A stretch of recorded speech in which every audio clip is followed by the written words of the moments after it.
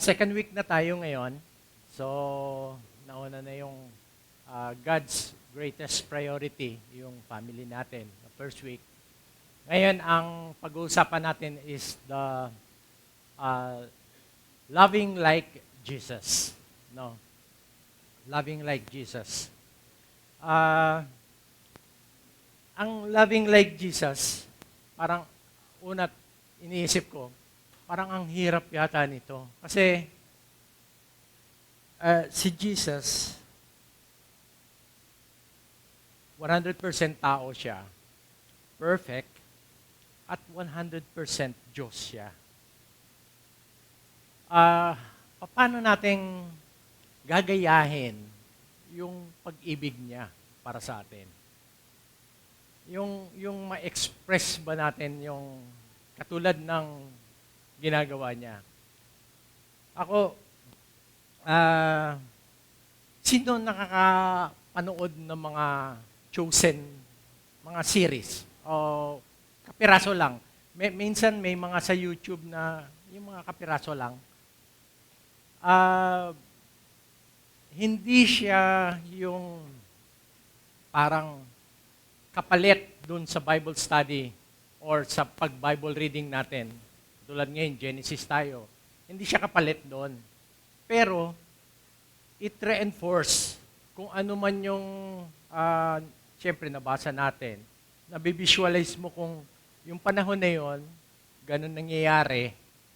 Pero pag napapanood mo, parang nare-represent, no? Mali man yung pananaw mo, pero nare-represent niya yung sitwasyon. So, sino nakapanood? Wala? Kahit YouTube? Meron yun sa, sa Netflix. Okay? Kaso lang, hindi naman lahat may Netflix. So, sa YouTube, meron mga kapiraso noon. Isa sa mga na ano ko doon, talagang makikita mo yung heart ni Jesus. No? 100% God siya. Pero, nakita mo ba, yung paano siya magmahal? Napanood ko yung Last Supper na doon sa Chosen. Nung nag-start sila, umpisa si Jesus, naghugas ng paa ng bawat isa. Imagine mo, the King of Kings, Lord of Lords, ang gumawa ng langit at lupa at nagbigay ng buhay sa lahat sa atin at sinusustain tayo araw-araw, naghuhugas ng paa. Isipin mo yun. Alam mo, napaiyak agad ako eh. Sabi ko, grabe yung, kung naiintindihan mo yung tao, si Jesus mismo. Kasi, minsan, mahal natin ang Diyos. Mahal ba natin si Jesus? Importante yon kasi sa mga Muslim, mahal nila yung Diyos. Pero, hindi ganoon ang pagmamahal nila kay Jesus. Sa kanila, propeta lang siya. So, makikita mo kung gaano yung pinakita niya yung pagmamahal niya. Yung namatay si Lazarus at hinintay pa niya yung 4 na araw pa talagang patay na talaga, pinuntahan niya and Jesus wept. Hindi dahil patay si Lazarus, hinintay nga niya yung 4 na araw para talagang patay. Di ba? Hindi siya umiyak dahil namatay si Lazarus. Umiyak siya dahil dun sa reaksyon ng mga mahal sa buhay ni Lazarus.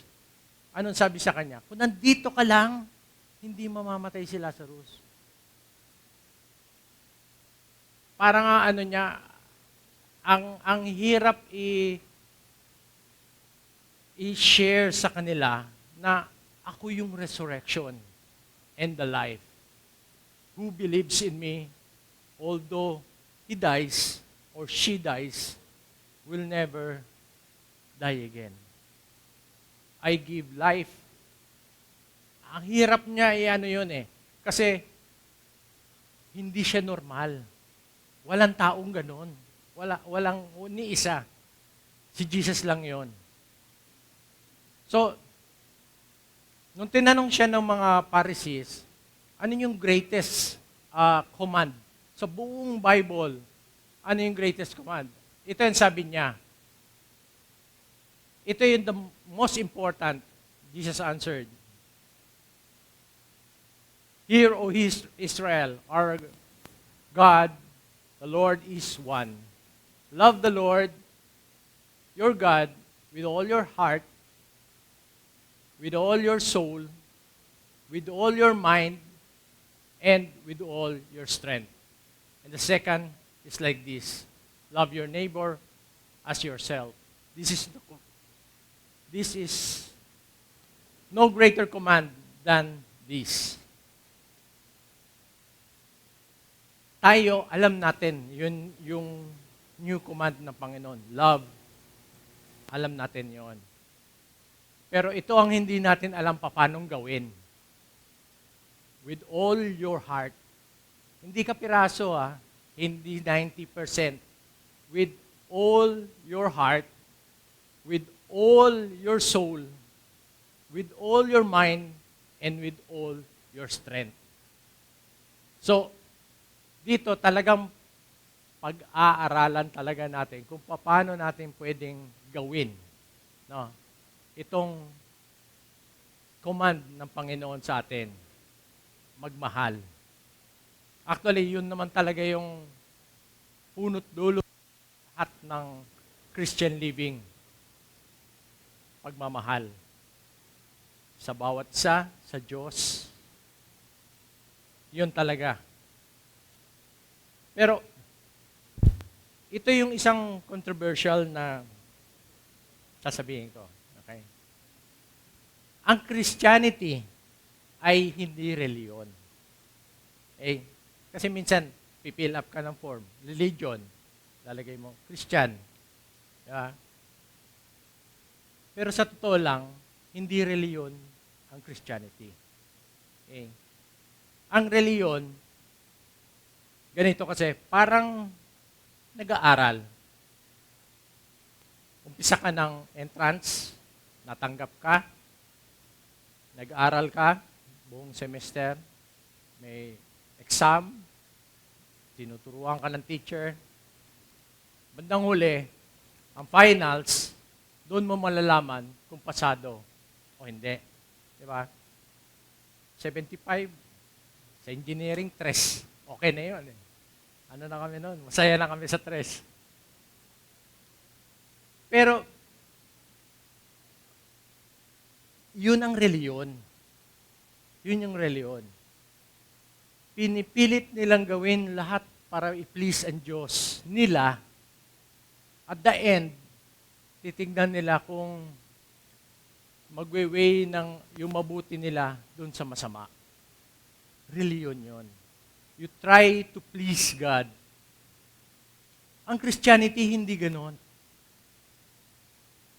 Tinanggap ka na sa umpisa pa lang. Sa umpisa pa lang, binayaran na lahat ng kasalanan mo nung nag-repent ka at tinanggap mo si Kristo as personal Lord and Savior. Tinanggap ka na. Pasado ka na. Ginawa ka ng anak. Lahat ng biyaya, binuhos na sa'yo. Binigyan ka pa ng Holy Spirit para sa araw-araw na power na kailangan mo para sa Christian life mo. So, hindi siya reliyon. Hindi mo kailangan i-please ang Panginoon. Nung hindi pa natin kilala talaga siya, tayo yung pinili niya at ginawa niya tayong anak. Wala sa effort natin. No. So, hindi siya reliyon. It's a relationship sa Diyos. Minsan, may napapanood ako ng mga atheists nagsasabi, ay, paano pala kung hindi ka pinanganak sa Christian?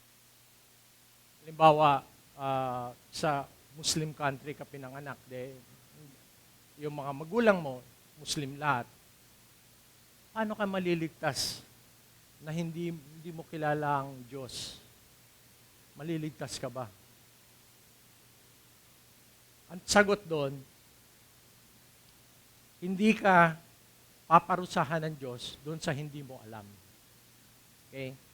Pero, ang sabi sa Romans 1, lahat ng creation ay nagte-testify doon sa Diyos na ginawa lahat na ito. Pati yung buhay na binigay sa iyo. So, kung hindi ka naniniwala sa Diyos, sabi nga nila, hindi ako tatanggapin sa langit. Pag ganon. Hindi ka tatanggapin sa langit dahil ayaw mo kasama ang Diyos. Ganon lang yon. Ang hell is out of the presence of God. Ganon kasimple lang yon. So, kung ayaw mong tanggapin sa buhay na ito ang Panginoon, ang hell ay your will be done. Ayaw mo sa Diyos, ibibigay niya yung gusto mo. Pero hindi ito yung verse natin. Ha? Ito yung intro lang yun, okay? Intro lang. Tayo muna tayo.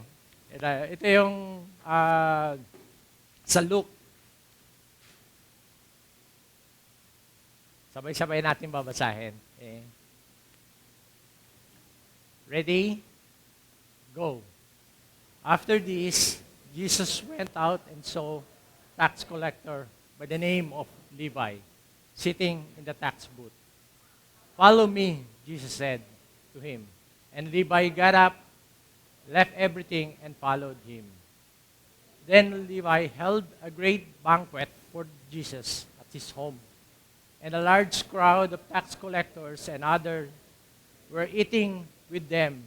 But the Pharisees and the teachers of the law belonged to their disciples. Why do you drink with tax collectors and sinners? And Jesus answered them, it's not the healthy who needs the doctor, but the sick. I have come to call the righteous, not the righteous, but the sinners to repentance. Thank you, Lord God. Maraming po salamat, O Lord, sa araw na ito, sa fellowship, sa word ninyo, Lord, sa amin, na matutunan namin, Lord God, kung paano magmahal katulad ni Kristo. Thank you, Lord God, sa lahat ng gagawin pa ninyo, Lord, sa buhay namin, Lord God. Alam namin na you have prepared lahat ng mga good works na kailangan namin gawin. Kayo na rin, Lord, ang bibigyan kami, Lord, ng tulong or power, O Lord God, to do yung pinapagawa ninyo sa amin, Lord. Thank you, Lord God. Ngayon pa lang, Lord, nagpapasalamat na kami, Lord God, sa lahat ng natanggap namin sa inyo. Healing, forgiveness, peace, joy, at lahat ng kasama nun, Lord God. Maraming salamat. In Jesus' mighty name we pray. Amen. Puna muna. Okay. So dito sa verse na to, ang sabi, after this, galing kasi si Jesus dun sa pag-heal nung yung binaba sa roof. No? Ang naging doon is only God can forgive sin. Kasi sabi ni Jesus sa kanya, your sins are forgiven. Tapos, sinabi niya sa mga Pariseo, which is easier, to forgive sin or to say, rise up and walk. So, na-heal yung binaba galing sa roof. So, after this, naglalakad na sila. Kung nakita ninyo yun doon sa Chosen, ganun na nangyari. Pagdaan ni Jesus, nakita niya si Levi, sa booth, tinawagan niya, "Come and follow me." Binitawan ni Levi lahat ng ginagawa niya at sumunod na kay Kristo. Ang tax collector kasi, yun yung hated ng mga Jews sa kanila, ha? Kasi Jew din siya. Pero ang tax na ini-implement niya para dun sa mga kababayan niya ay mataas. No? Lahat binubuwis. Kung nakita nga ninyo yung Chosen, si Peter at saka siya, may ano sila dalawa eh. May misunderstanding. Gano'n na lang. Kasi mas sinisingil niya si Peter, hindi siya binabayaran pa. May utang pa. So, kaya yung mga kaibigan niya, puro tax collector, wala siyang kaibigan na Jew. Kasi lahat ng Jew, galit nga dun sa tax collector. Actually, yun nga ang ano nila eh. Pag tax collector, prostitute, yun yung lowest of the law sa kanila. So, tingnan natin tong ano na to. May 3 section yung passage natin. The calling of Levi, which ngayon, alam natin si Matthew. No? Yung nagsulat ng Matthew. Siya si Levi. Next, yung si Levi held a great banquet for Jesus with his friends and mga tax collector. Tapos, Jesus answers to the Pharisees. Yun yung tatlong portion. Okay? Punta tayo sa una. Jesus calling Matthew. After this, Jesus went, yun nga, sinabi niya kay Matthew, "Come, follow me." So, sa Chosen, makikita mo, alis si Matthew, lock niya yung pinto, binigay niya yung susi dun sa centurion, tapos sumunod na siya kay Jesus.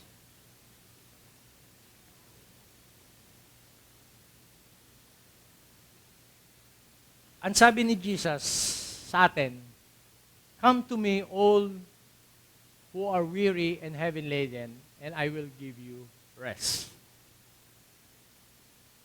Si Jesus lang ang pwedeng mag-assure sa atin na pag pumunta tayo sa Kanya,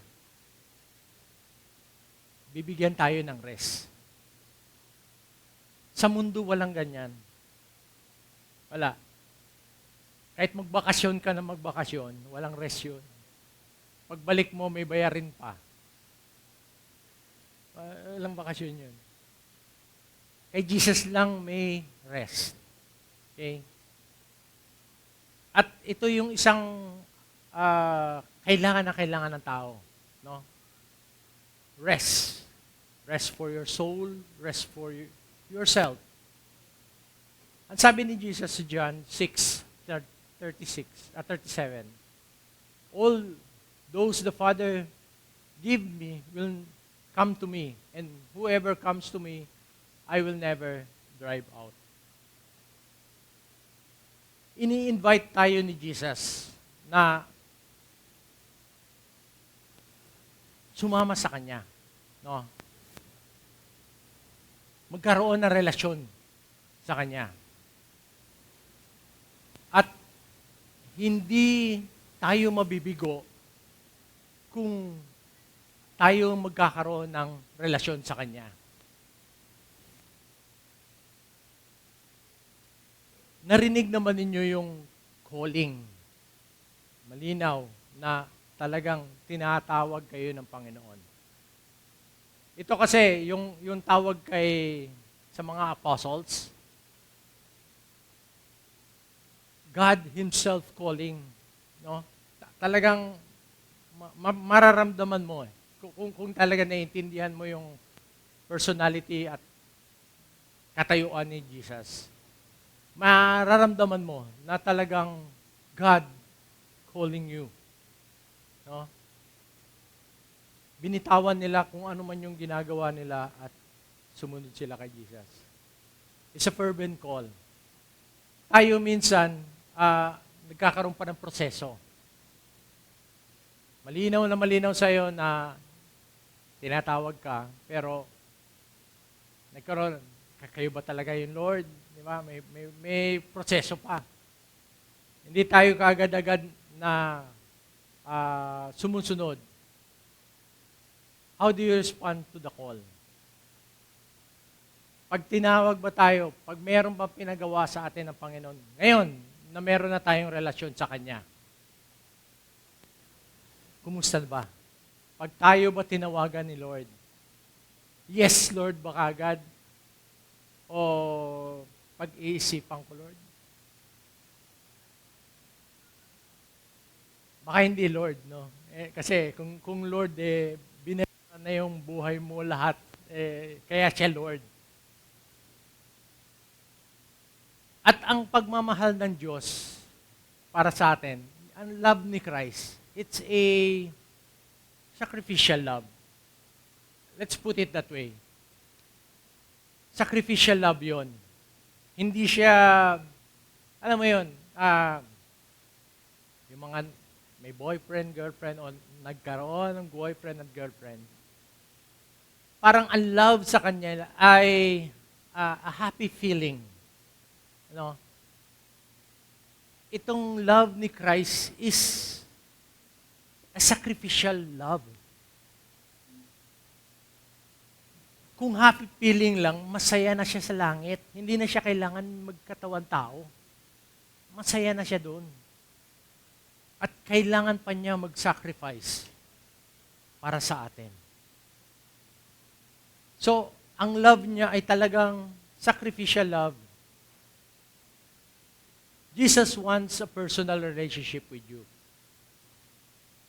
Minsan nababasa natin sa Revelation yung ginagamit natin pang evangelistic, I stand in the door and knock.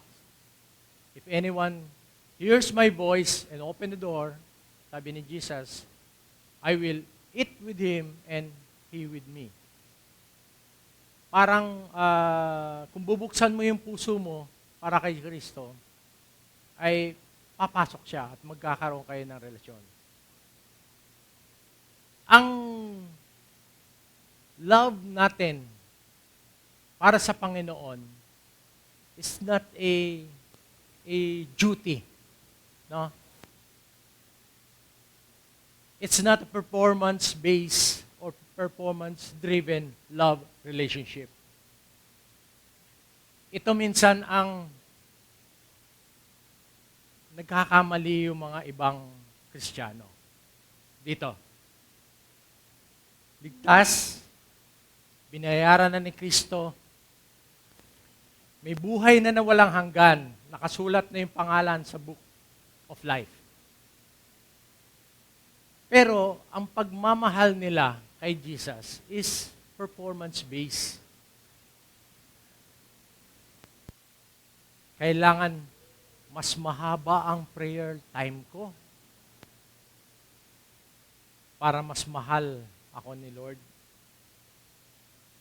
Mas mahaba yung Bible reading ko. Ang nangyayari, you try to perform or to love God by performing. No? Yung mga ginagawa natin, ang ministry natin para sa Panginoon, it's a blessing. Dahil binigyan tayo ng lahat ng kailangan natin for the ministry. Nandiyan ang skill, nandiyan lahat.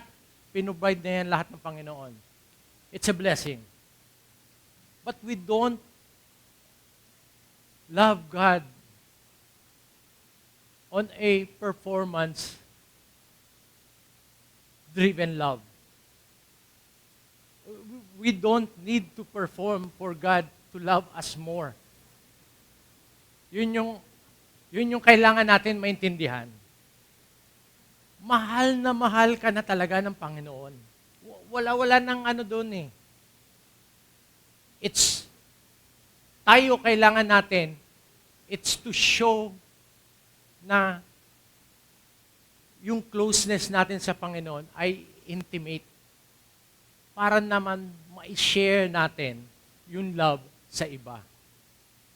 Mapapansin nila yon kung talagang close na close kayo ni Lord.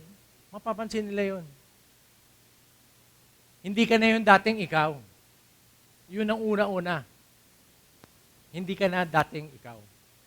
Mapapansin nila yon. So yung love natin sa Panginoon, it's never a performance-based love relationship. Hindi talaga. Doon tayo nagkakaroon ng at doon tayo nagkakaroon ng guilt kasi hindi mo naman talaga pwedeng i-outperform ang Diyos. Imposible yun. Ang nangyayari tuloy parang Olympics eh. Sino mas magaling? Walang ganun sa Panginoon. Di ba sabi niya, my burden is light. Hindi ka dapat nahihirapan sa paglilingkod sa Panginoon. Yes, sacrificial and love. Yes. Wala ka sa comfort zone mo. Kailangan mong umalis. Ganon din naman ang marriage, di ba? Ang marriage, wala naman sa comfort zone yun eh. Pag ang lalaki, pinakasalan niya yung wife niya, tanggal lahat ng pribileyo mo. Tanggal lahat. Maniwala ka.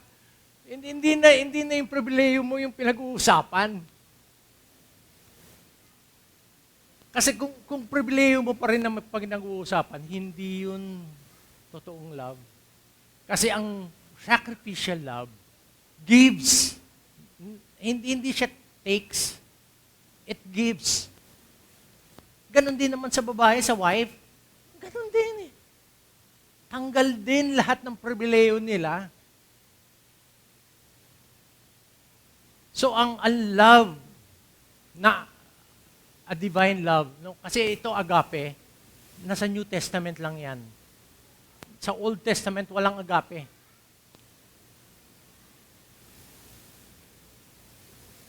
So yun talaga. It's not a performance-based relationship. So, ang ginawa ni Matthew, which is Levi, nag-prepare siya ng banquet. Bakit?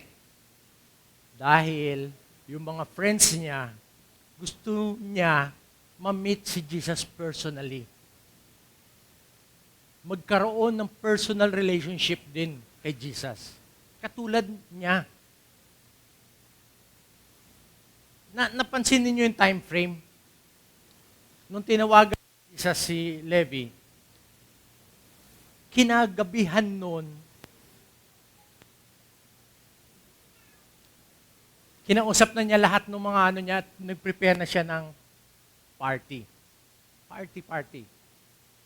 Para makilala nila si Jesus. Para sila rin magkaroon ng personal relationship. Hindi kailangan masyadong mahaba yung para ma-invite mo yung hindi ganoon eh. Ang woman in the well, pinuntahan ni Jesus tanghali. Kinausap siya nung na-realize ng babae na talaga siya yung Messiah. Iniwanan niya lahat nung lalagyan niya ng tubig at pumunta na siya sa bayan at sinabi na niya, come and see the Messiah who told me everything I did. Makilala ninyo din siya. Kasi ang sabi ni Jesus sa kanya, woman, umpisa. Pero bandang huli ang sabi sa kanya, the Messiah would not reject you. I would welcome you. Tinanggap na siya ni Kristo doon mismo sa well. So, sinare na niya kagad ang love relationship nila ni Jesus sa buong bayan.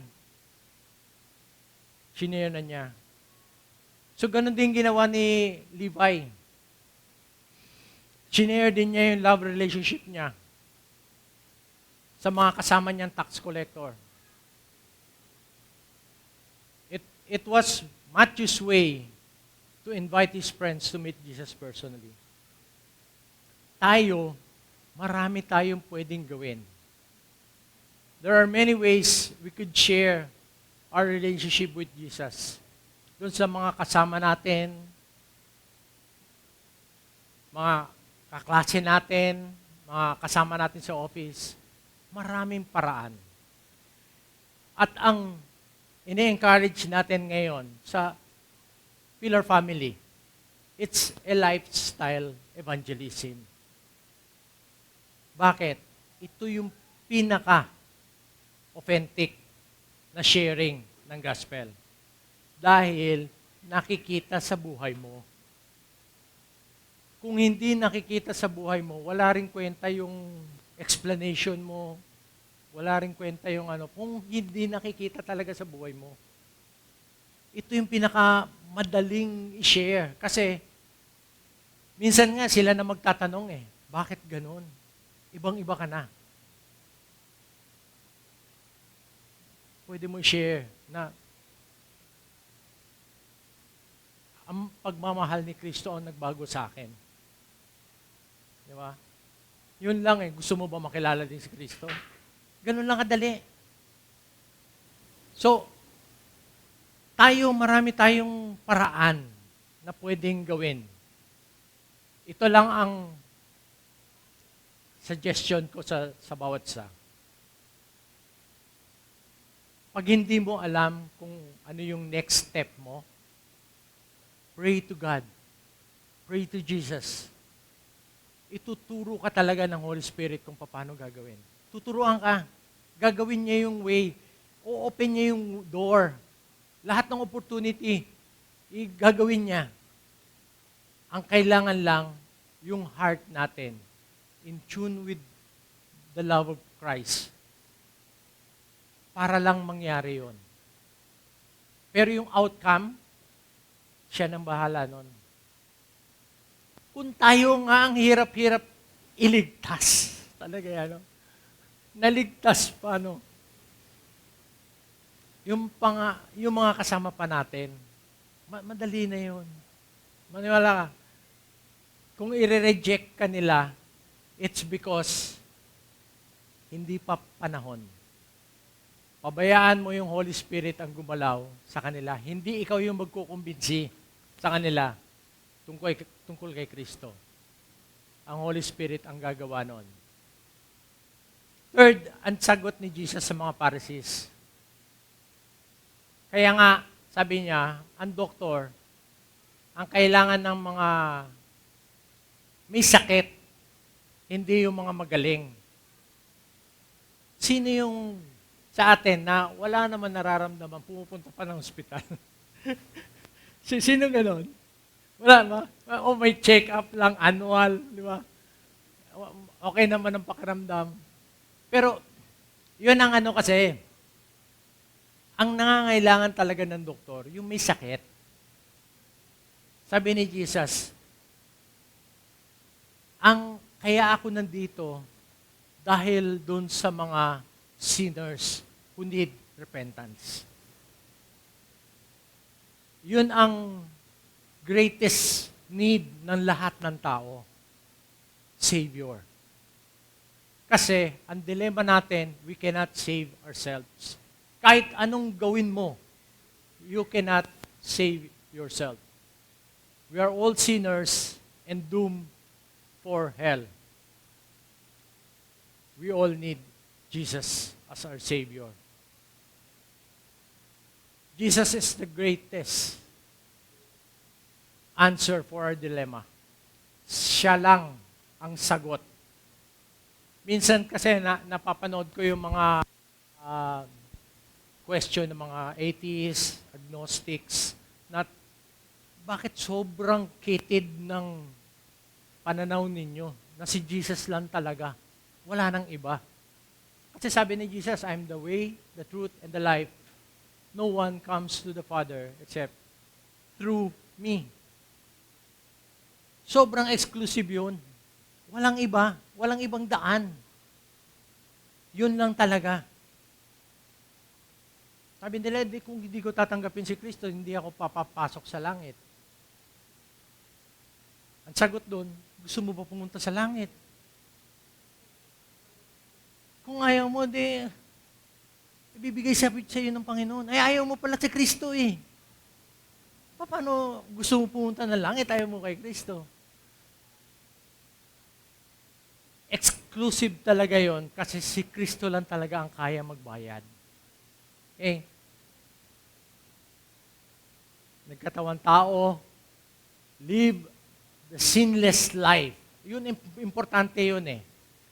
Live the simple, sinless life para sa'yo, hindi para sa Kanya. To pay the penalty of our sins. Actually, ang Christianity doesn't start with yung Bible natin.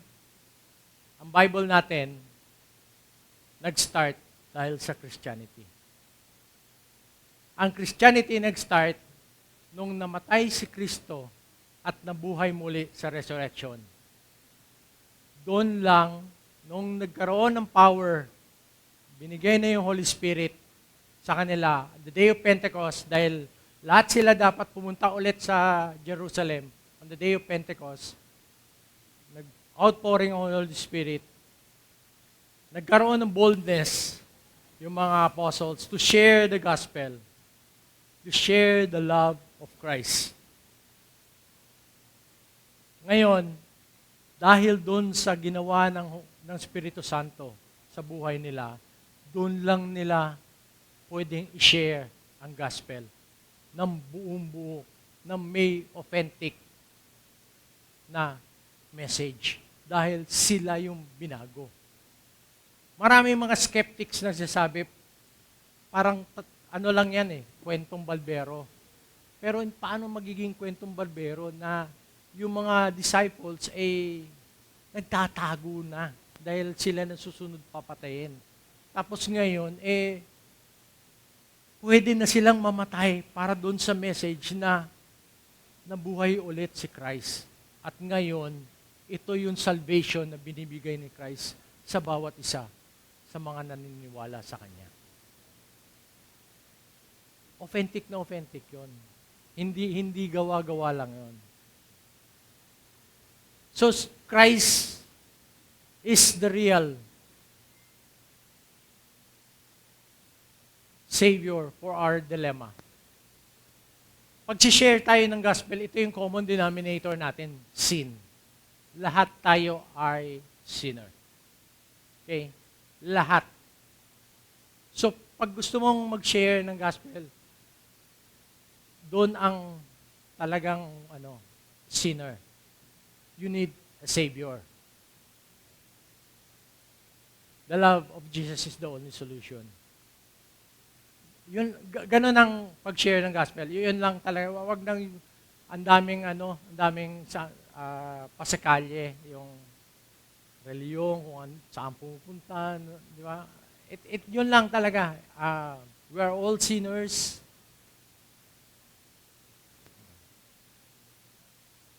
Balik. Yan.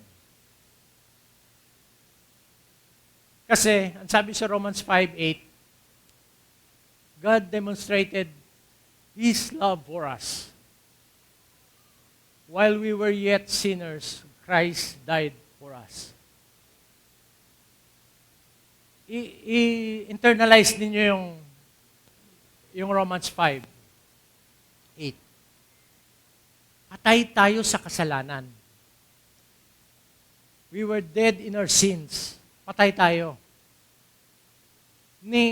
Wala kang kapasidad na mahalin ng Diyos dahil patay ka sa kasalanan. Pero, mahal na mahal tayo ng Diyos. At kahit ganun ang sitwasyon natin sa buhay, sinner, dead to sin, namatay siya para sa atin. Namatay siya para sa atin. Para bayaran yung utang na hindi natin kaya bayaran. Siya lang ang pwedeng gumawa nun para sa atin.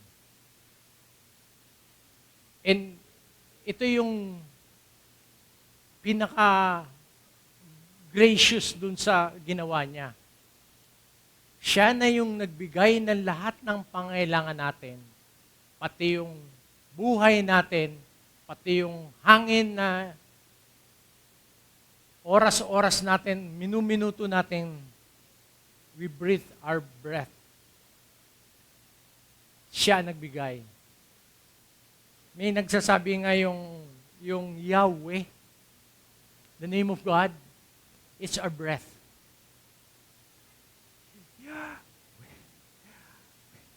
Walang vowel. Yahweh is our breath. Siya nagbigay ng buhay sa bawat isa sa atin. Okay? Pero siya pa rin ang nagbayad ng utang natin na hindi natin kayang bayaran. Siya pa rin. So itong pag-ibig na to, itong sacrificial love na to, ito yung kailangan maging fuel natin to share yung gospel. Dahil alam natin na hindi tayo talaga deserve. Pero minahal tayo at niligtas tayo. Ngayon, lahat naman ng mga mahal natin sa buhay ay share natin yung gospel. Ito yung conclusion natin. Let us share the love of Jesus. Ito, with all. Ito, importante ito eh. With all our hearts, with all our soul, with all our mind, and with all our strength, for the glory of God. Ibigay mo na yung 100%. Tayo yung bride ni Christ. Tayo yung pinupurify for the end time. Tayo yung kasama niya.